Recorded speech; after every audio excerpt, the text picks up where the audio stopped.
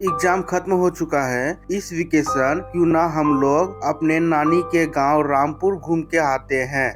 वैसे तो मेरा मन कहीं जाने का नहीं है, लेकिन तुम लोग चले जाओगे तो मैं यहाँ अकेले क्या करूँगी। ठीक है, तुम लोग तैयार रहना। कल सुबह 7 बजे की ट्रेन से हम लोग गांव के लिए निकल जाएंगे।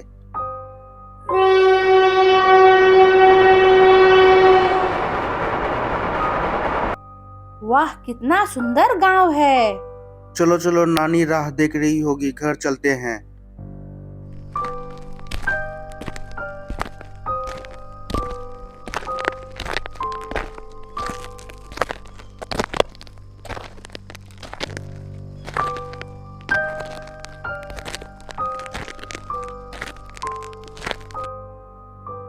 आ गए बच्चों, चलो तुम लोग जल्दी से फ्रेश हो जाओ, मैं खाना तैयार करती हूँ।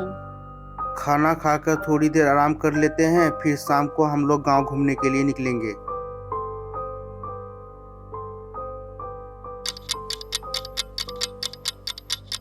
तुम लोग यहाँ आराम करने के लिए आए हो क्या? गांव घूमने नहीं जाना है? अरे बबुआ, रात होने वाली है, तुम लोग इस समय कहाँ जा रहे हो? गांव में अंधेरे में घूमना अच्छी बात नहीं है। शहर में सब कोई शाम में ही घूमने के लिए निकलता है और आधी रात को घर वापस आता है।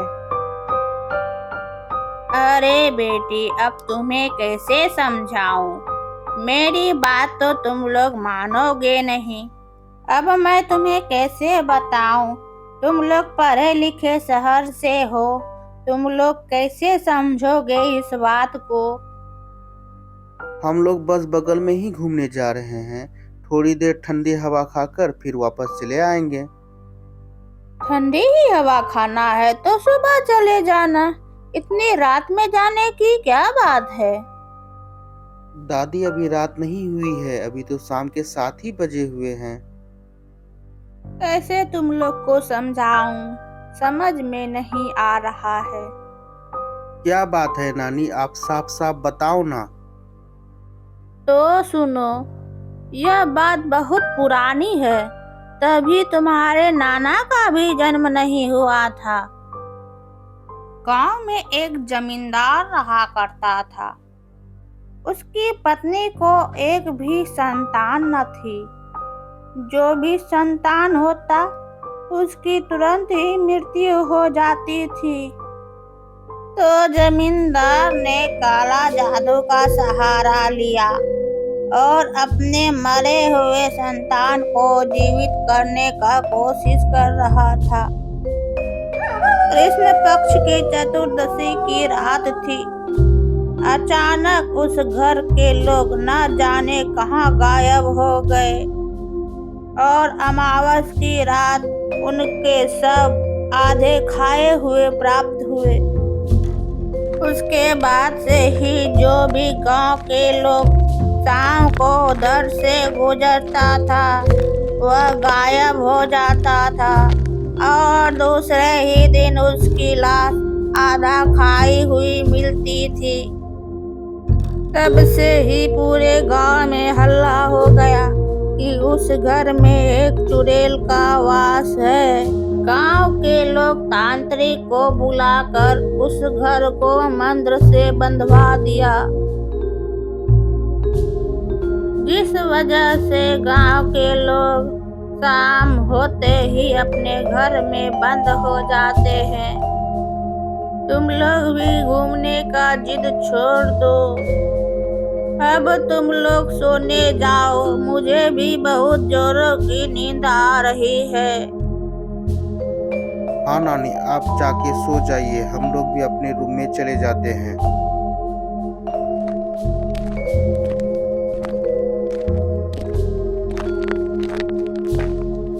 क्यों दोस्तों, कितने की शर्त लगाओगे उस घर में रात बिताने का? अरे ये सब छोड़ो, कोई कहीं नहीं जाएगा।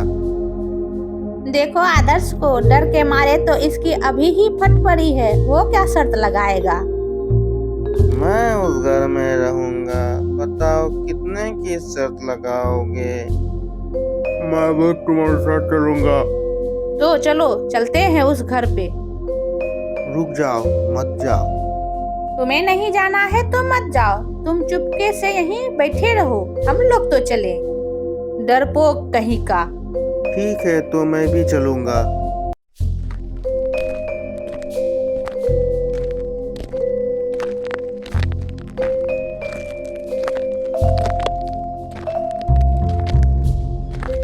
लगता है यही घर है।